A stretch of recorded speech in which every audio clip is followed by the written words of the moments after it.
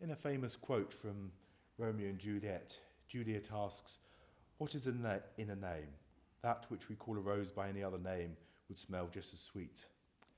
Of course, the irony is in that play, the entire fate of Romeo and Juliet is determined by their names. However, modern society seems to have agreed with Juliet that names are not overly significant, that it's the substance of a thing which matters. This is not, however, the case in the ancient world and in the Bible, where we see names carrying special significance and a change in name also being significant. We read in Kings of how when Nebuchadnezzar conquered Judah, he installed his own puppet king and established and changed his name. And when Daniel and his 3 friends were taken into captivity, they were given new names. Very often then, the giving of a new name implied that the person giving the name had a superiority over the person whose name was being changed. As far as I'm aware, there's only one instance in the Bible where someone changes their own name, and that is Naomi in Ruth, where she says no longer to call her Naomi, but to call her Mara, bitter, because of the events that she had been through. And it's interesting to note that the text then goes on to carry on calling her Naomi as if that had never happened. The text therefore effectively ignores her name change that she chose for herself. And in this chapter we've considered last time the change of the name from Abraham to Abraham. And in our text today, we have 2 names. Well, I suppose you could count it as 3 of significance. You have the change of Sarai to Sarah, and you also have God's instructions to call their son Isaac. Both of these names have a significance. If you were to look up the definitions of Sarai and Sarah, you might see that they both mean princess, and therefore be slightly confused as to the significance of the change here. However, Sarai might be more accurately translated my princess, whereas Sarah is simply translated in a more generic term of princess. And therefore, we see that God is saying that Sarah is not simply going to be a woman of significance in Abraham's life, but she is going to be a person of significance for the whole world and for many people to come. We read in verse 16, "And I will bless her and give you a son by her, and will bless her, and she shall be the mother of nations, and kings and people shall come from her." And so we have the emphasis that she has gone from being a personal princess to a broader princess, and the claim that she shall be the mother of nations, kings and people shall come from her. And so this is a very grand promise that God is making for her. And we also have the name Isaac, which, as you may all know, means he laughs. And here we have Abraham laughing at the idea of Sarah having a wife. And it's useful to consider the nature of Abraham's laughter. Some commentators, as reputable as Calvin and the annotators of the Geneva Bible, want to assure us here that Abraham is not actually being cynical or doubtful of God's word, but that he's simply laughing as an expression of his joy from the promise that has just been given to him. However, I think on balance we have to say that his laughter does suggest a level of cynicism, especially as immediately afterwards we have Abraham asking, "Shall a child be born to a man who is 100 years old? Shall Sarah, who is 90 years old, bear a child?" I understand the impulse to protect Abraham as the father of the faithful and therefore hold him up as the example of faith. But there are certainly accounts in Abraham's life where we see him not fully acting in faith. Even in Genesis 15, where we have the famous verse that in verse 6, where it says, "He believed the Lord, and he accounted it to him for righteousness. Even there, we see Abraham saying to God, Lord, what will you give me, seeing I go childless, and the heir of my house is Eliezer of Damascus? Look, you have given me no offspring. Indeed, no one born in my house is my heir.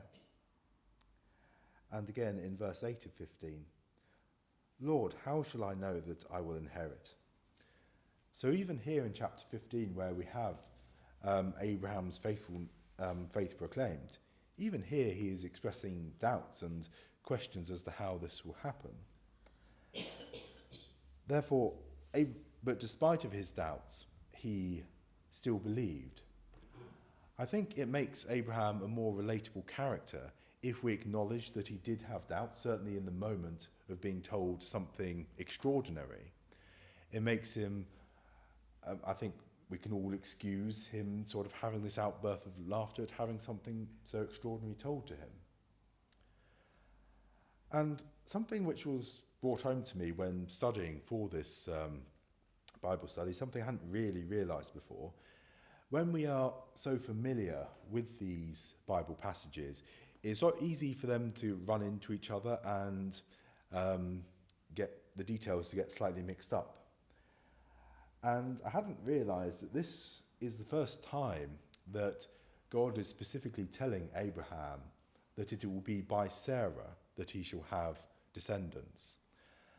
Previously, he has promised Abraham descendants, but has not mentioned Sarah having them. And this is added to the fact that as far as Abraham is concerned, he already has an heir in Ishmael. We will remember that Sarai sent her maidservant Hagar into Abraham, and by Hagar he had the son Ishmael. Now, to our modern ears, that sounds like a very strange experiment, a human intervention to bring about God's plans. And yes, it certainly was. However, it wasn't as strange a custom as it sounds to our modern ears. There is a tablet with a marriage contract which was dug up in Turkey, dated around 2000 BC, so around the time of Abraham. And I'll just read a short bit from this article here. The tablet is in a form of a marriage contract, stating that if a couple cannot produce a child after 2 years, then a slave will be brought in as a surrogate mother to produce a male descendant for the husband and the wife. The slave mother was then set free after giving birth to the male. And again, there's something called the Sarai Law Code. Sorry, I mispronounced that, but I won't try it again. Which was produced a little bit later than the time of Abraham, but still gives a context to the Mesopotamian customs of the time. And in it, I'll read again from this article rather than from the law code, because it's several different provisions there, but reading from this article. When a child was born to a maidservant, it was considered to be the child of the husband and the original wife, with all the associated rights including the law of inheritance. And so what these archaeological finds show us is that Abraham and Sarai were in fact following the customs of their day, that it was quite usual at the time when a wife couldn't conceive for herself for a maidservant to be brought in, for the maidservant to then conceive, and for then that child or children to be considered the rightful inheritance of the couple. And so as far as Abraham is concerned, this isn't some wildcat scheme. As far as he's concerned, he has a legitimate heir in Ishmael. And remember, by this point, Ishmael is 13 years old. So there has Abraham effectively living his life. As far as he's concerned, he's got this legitimate heir to inherit the promises from God. And God comes to him, renews the covenant, and then tells him that your wife Sarah is going to conceive and bear a child, and that child is going to be the heir of the promises. And so in these circumstances, we can understand Abraham's shock and surprise at the initial promise that Sarai is going to have the baby. And just to further consider the point that this laughter was probably more of a mocking laughter at the idea of Sarai having a wife. If we look at the way the word is used in other places, it generally does have a negative connotation. It is the same word used of Sarah's laughter in chapter 18, where she is there reprimanded by God for her disbelief. And so the same phraseology is used of Sarah and Abraham's laughter. The word is also used when Lot is trying to tell his sons about the destruction of Sodom, and his son-in-laws think he's just joking. The word joking there being the same word for this laughter. Similarly, when Ishmael mocked Isaac, this word is also used. And when Potiphar's wife accused Joseph of being brought in to mock them, again, this word is used for laughter. And when the Philistines mocked Samson after they'd captured him, again, this word is used. So we see in all those contexts, the word has quite a negative connotation. There are two more neutral uses of the words. With Rebekah and Isaac, Isaac is seen, again, laughing or caressing his wife, and this word is used. And from that, Abimelech is able to determine that they're not brother and sister, but husband and wife. So the exact nature of the behaviour there is somewhat ambiguous. And the only other time the word is used is when the children of Israel were committing idolatry in Exodus 32. And we read that the people sat down to eat, drink, and rose up to play. The word play there, translated as play, is the same word here as Abraham laughed. And so, all in all, I think we can take it that Abraham's laughter here is not simply a laughter of joy, but it is a laughter of disbelief and shock at what has been told him. However, God then takes Abraham has laughed, and he tells him that his son is going to be named. He laughs. And we read in Genesis 21 and verse 5, "Now Abraham was 100 years old, and when his son Isaac was born to him, Sarah said, 'God has made me laugh, and all who hear will laugh with me.'" And so we see that God takes the laughter of surprise and disbelief from Abraham and from Sarah and turns it into a positive. He turns it into genuine laughter of joy at the birth of Isaac. And so we see from this that God can take the laughter of cynicism and turn it into the laughter of joy. And every time Abraham or Sarah would have called Isaac by his name, they would have been reminded of this ability of God to take what seems ludicrous and impossible to humans and to turn it into a joyous outcome.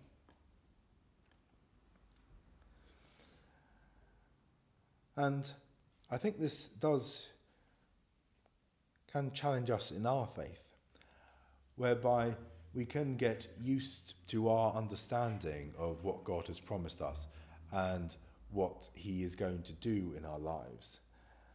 And like Abraham, we can get used to the idea that, well, God's promises are now secure in this particular way, and not expect him to come and effectively upturn everything we're expecting.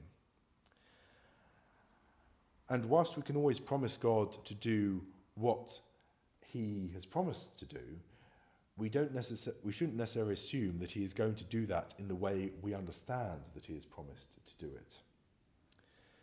And so we always need to allow God the freedom to be God, to act in the way that he has truly planned, and not to be presumptuous that the way we assume things are going to go is the way it is. And we should always remember, even in the most impossible circumstances, that God can take what seems an impossible situation and work out his will. So that's my first point on the importance of names. I have two more points, the second being the limits of God's goodness and bearing the mark of God. So on the limits of God's goodness, I was initially going to call this point God's limited goodness, but I thought no, there are important limits to consider as well. We see that when Abraham says to God, "Oh, that Ishmael may live before you," Abraham still has blessings to give to Ishmael. That he still has, he's not totally neglected Ishmael. This makes quite a contrast with later in the life of Isaac, when Jacob steals Esau's birthright, and Esau then comes in and begs Isaac, saying, "Is there nothing left that you can give to me?" Isaac at that point answers Esau and says, "Indeed, I have made him your master, and all his brethren I have given to him as servants, and the grain and the wine I have sustained him. What shall I now do for you, my son?"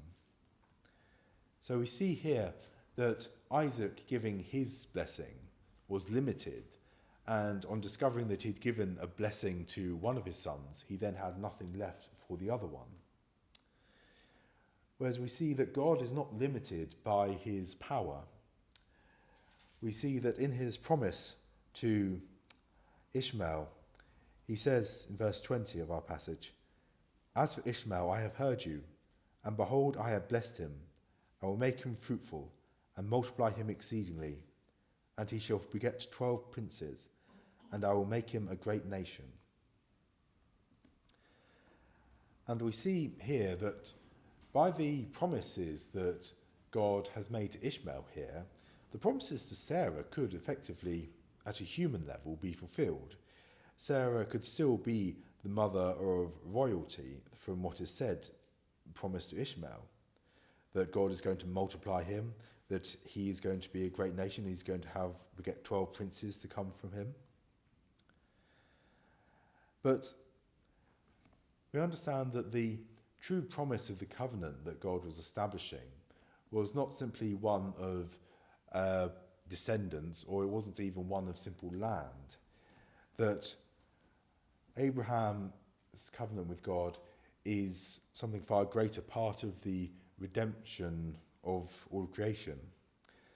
We know that as time went on and God comes and makes different covenants, he reveals more of his plans until the fullness is revealed in Jesus, that all the covenants that God has established build up and lead to Jesus, and that Jesus was the means by which all the world was going to be blessed, which is what God had promised to Abraham, that through him all the nations of the world would be blessed. And so Jesus is the ultimate fulfillment of the covenants made with Abraham and further covenants made later on. However, Ishmael is not a part of this covenant, blessed as he was. And therefore we see that God's goodness is not limited by his power, but he is limited in that God does have blessings which he bestows on some and not others. And that is part of his own divine decree in his plan. But he does have a common grace to all humanity.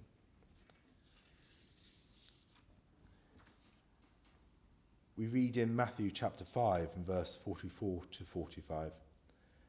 "But I say to you, love your enemies and bless those who curse you.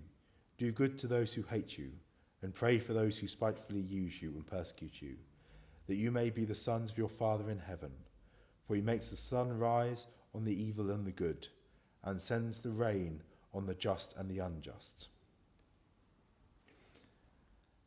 We see from what Jesus is saying here is that God has a goodness to all of humanity that all of humanity do receive blessings in some way, even when they are enemies of God, even when they despise him and reject him. But Jesus does not simply want to make a point about common grace and the extent of God's goodness. He wants us to change our behaviour accordingly. As he says, "But I say to you, love your enemies, bless those who curse you, and do good to those who hate you, and pray for those who spitefully use you, that you may be the sons of your Father in heaven." And so Jesus is not simply telling us about the way God operates, he's telling us to emulate that in our goodness to others. That we are not simply to limit ourselves to being good to those who are nearby, not simply to friends and family, and not simply to those who we consider to be fellow Christians, but that we should seek to do good as and where we can. And I think as Christians sometimes we have a right focus on the gospel and spreading the gospel, but sometimes I wonder whether we worry if we're doing good which doesn't have an explicitly gospel message or aim in it, whether we're worrying that we're wasting our time in that. And I think there is reassurance here that God does give goodness out, generally, that he gives it out to people. And therefore, we should seek to do good as and where we can, and if that leads to an opportunity to share the gospel, that so much the better. However, we shouldn't feel that we have somewhat failed in our Christian duty if we have done something good without including a gospel tract in there, for instance, or spreading the word. Simply by doing good, we are acting as our Father in heaven acts. We are showing his example even without words. And again, I don't want to go too far in the opposite direction and say, well, therefore we don't need to worry about spreading the gospel at all. Let's just focus on social deeds of goodness. No, the gospel is still what this world needs to hear. It is still what fallen humanity needs. And that any goodness without the gospel is temporary. And therefore we shouldn't neglect the gospel, but we should seek to do good without worrying that we haven't, without worrying too much about matters which, truly speaking, are God's prerogative. And that we are to seek to emulate him in every way, which partly is by spreading the truth, but also is by doing acts of goodness, even to those who hate us, well, especially to those who hate us in this case. And another point I would like to make here before we move on to the final section is that we shouldn't mistake physical blessings for God's general blessing overall. Here we see that Ishmael is given great blessings, but he is not the heir to the covenant. He is not part of this grand promise which God has made. He is not part of God's great redemption of all humanity. And I think many people can get comfortable in the possessions they have and in the lives they have. And in the church, not in this church obviously, but in many churches around the world, you have the prosperity gospel and the many variations on that, where people are told to expect physical blessings as a sign and a confirmation of their spiritual blessings. But we see quite clearly that God can give physical blessings without them indicating a spiritual blessing, without that meaning that the person is part of the covenant. And therefore, we should not look at physical blessings and get too concerned about that. We see that Abraham was a very wealthy man, and so there's nothing to say that someone cannot be wealthy and also be a Christian. But also, there are many warnings against wealth in the Bible and its potential to distract you from God. And when we read in the Psalms, we see of how Asaph in particular sees how the righteous seem to be triumphing and how they seem to be having everything good in this life. And yet, when he goes to the temple of the Lord, there he realises their end and realises that all the good things they've enjoyed will not avail them at all. And so then moving on to my final point of bearing the mark of God. We see in the final verses of the chapter, so verses 23 to the end, where Abraham takes his entire household and circumcises them, following God's instructions at the beginning of the chapter, establishing this covenant sign. And we want to consider what relevance this has to us.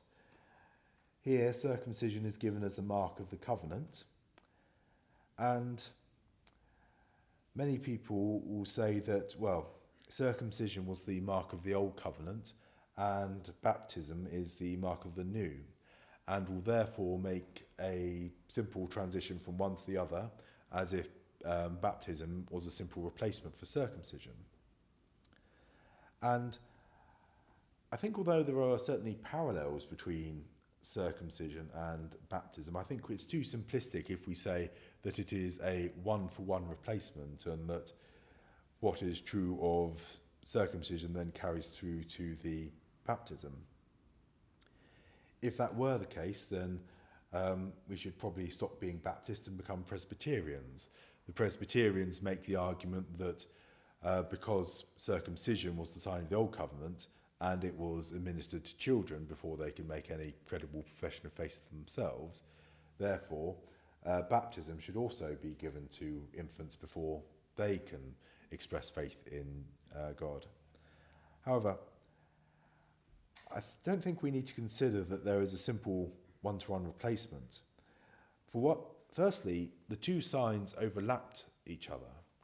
John the Baptist was baptizing during the ministry of Jesus. This was while all the people who was baptizing would have been circumcised. And again, the disciples of Jesus also baptized in his name, and many of the people they baptized would have been circumcised. And so, we have the supper being the Lord's Supper being introduced, and it's the bread and the wine which Jesus introduces as the marks of the new covenant. In Acts 15, when the dispute arose saying, well, do these Gentiles who are coming to faith, do they need to be circumcised in order to inherit the promises? If the apostles did not simply stand up and say, well, no, they don't need to be circumcised because we've got baptism now. If baptism was simply the replacement for circumcision, then surely they would have mentioned that at this council where it was discussed. And again, Paul in his writings never simply says, well, baptism has replaced circumcision in a straightforward manner. And if there was a simple replacement where the baptism simply replaced circumcision, then we would expect them to be fairly interchangeable when it comes to sentences. Whereas when we read what we hear about circumcision or baptism, we can't simply swap out the one for the other and the things still make sense. For example, in Romans 2, verse 25, Paul writes, "For circumcision is indeed profitable if you keep the law, but if you are a lawbreaker, your circumcision has become uncircumcision. Therefore, if an uncircumcised man keeps the requirements of the law, will not his uncircumcision be counted as circumcision?" Now, if we try just an experiment to place circumcision there with baptism, we would read, "For baptism is indeed profitable to you if you keep the law, but if you are a lawbreaker, your baptism has become unbaptism. Therefore, if an unbaptized man keeps the requirements of the law, will not his unbaptism be counted as baptism?" This doesn't make any sense as far as I would understand it, because we do not say that baptism can simply be negated in the same way that circumcision can be negated here. And simply because someone may be following certain aspects of the law, we would not therefore consider them baptized and consider the baptism thereby unnecessary. We have in the Old Testament a hint in Jeremiah that circumcision is going to mean more than the physical circumcision.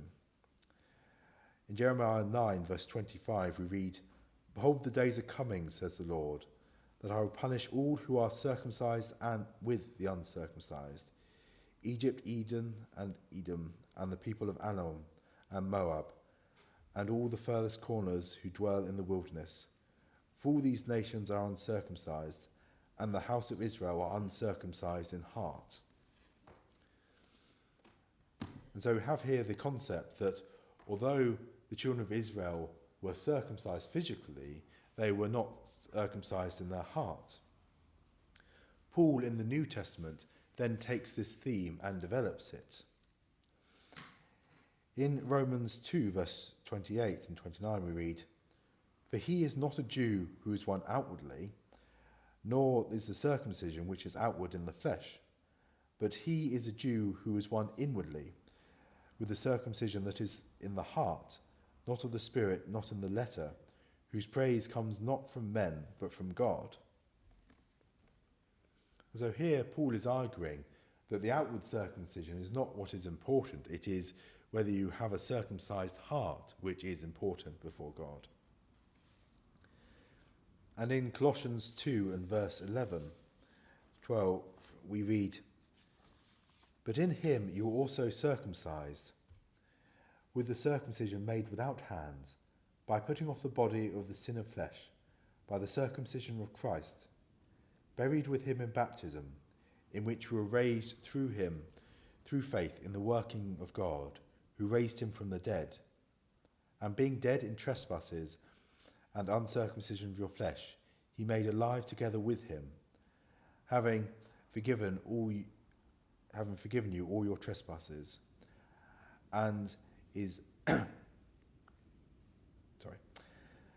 My notes got a bit muddled there and I started reading my own thing as if it was a quote from the scriptures. Anyway, we see here in Colossians that Paul considers the Christian to both be circumcised and baptized at the same time.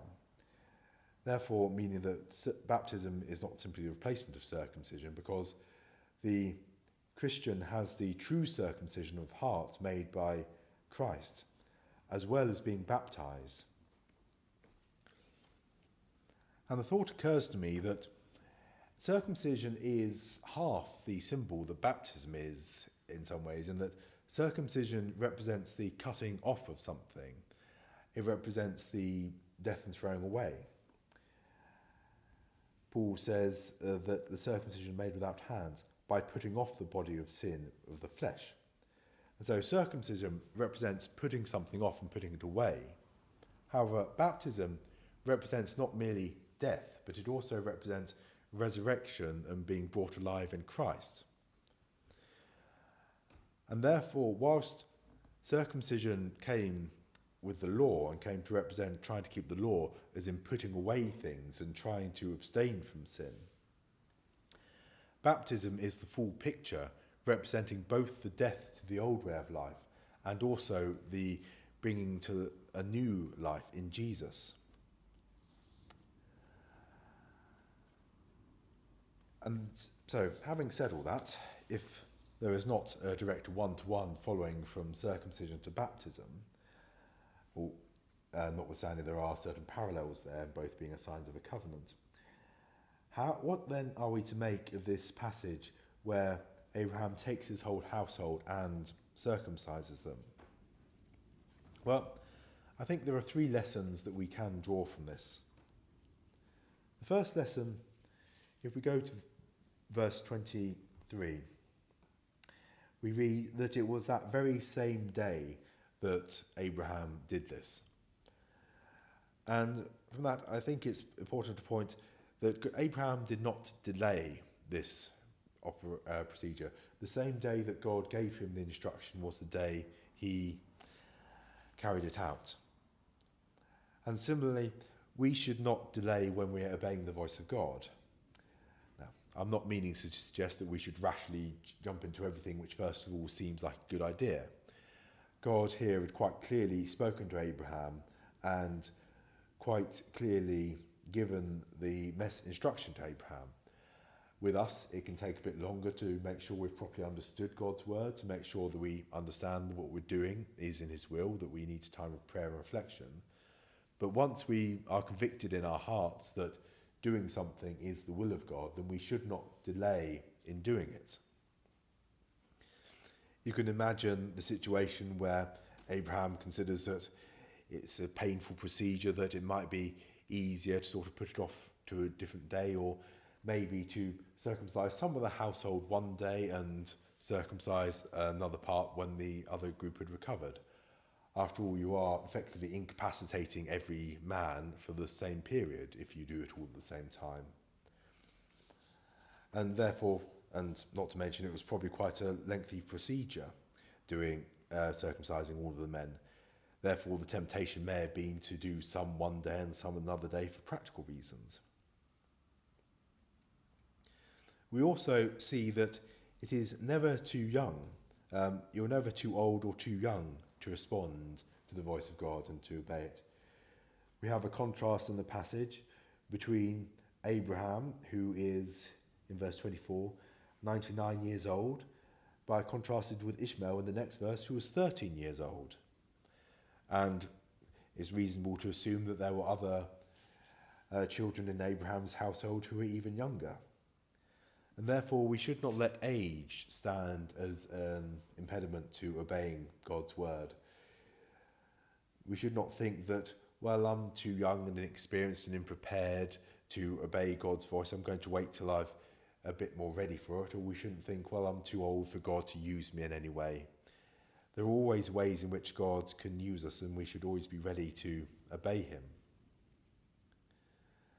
And the third lesson I think we can draw here is that this was a total operation. We are told in verse 23 and at the end that this was every man in the household. And to emphasise the point, it says born in the house or bought with money from a foreigner, just to make sure there's no doubt that every single man here was being circumcised. And therefore, if circumcision here, we are to understand the true circumcision to be a circumcision of heart, that we are cutting away the deeds of the flesh, that we're cutting away sins, that it should be something that is total in our lives. There shouldn't be corners of our lives which we say, well, we're not quite ready to dedicate that to God just yet. If we read in verse Colossians chapter 3, but now you yourselves put off all these things, anger, wrath, malice, blasphemy, filthy language out of your mouth.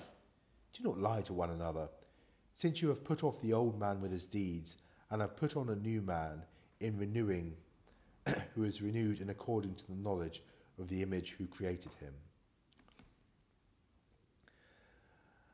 And so we're to look at our lives, and everything in which our life does not conform to Christ's example, everything that comes from our sinful nature rather than what God has commanded us, we are to seek to cut it off and do so without delay. And therefore, so the three lessons there I have is that it was the same day, so it was immediate, and that it's for all ages, and that it is total. And so that is how, if we are to follow Abraham's example as the Abraham of faith, we should act in seeking to obey Jesus and his word.